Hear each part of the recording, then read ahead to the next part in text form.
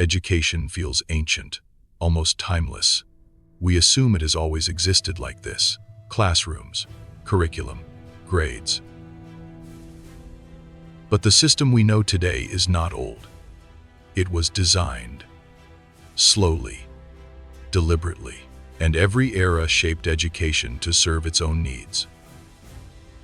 For most of human history, learning was personal. A child learned by watching, by copying, by doing. Skills passed from hand to hand, parent to child, master to apprentice. There were no classrooms, no exams, no certificates.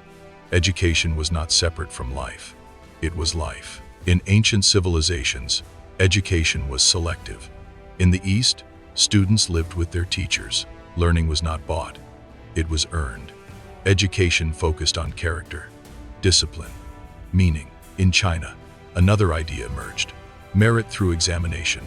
In theory, anyone could rise. In reality, only those who could endure. Standardization began here. Creativity slowly made room for obedience. In medieval Europe, learning reorganized itself.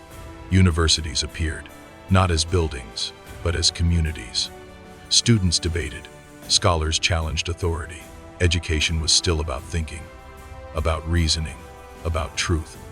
But institutions grow, and institutions need structure. Before the printing press, a book could cost a lifetime. Knowledge moved slowly, carefully, then books multiplied. Identical, portable. Information spread faster than ever before.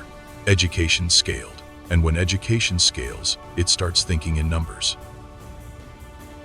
For centuries, children were treated as small adults. Then reformers pushed back. They argued children learn differently, through curiosity, through movement, through play. For a brief moment, education moved closer to humanity. But the world was changing faster. The industrial age needed workers, people who could arrive on time, follow instructions, repeat tasks. Education adapted. Age-based classrooms, standard curriculum, bells, grades, not because it was best, but because it was efficient. Schools stopped asking, "What kind of human is this?" They asked, "How do we process millions?" The world changed again. Information became free. Jobs became unstable. Skills expired quickly. But schools stayed the same. Still rewarding memorization. Still punishing deviation. Still preparing students for a world that no longer exists. Education didn't fail. It just wasn't rebuilt. Education was never neutral. Every era redesigned it to serve its system. Farms needed farmers. Factories needed workers.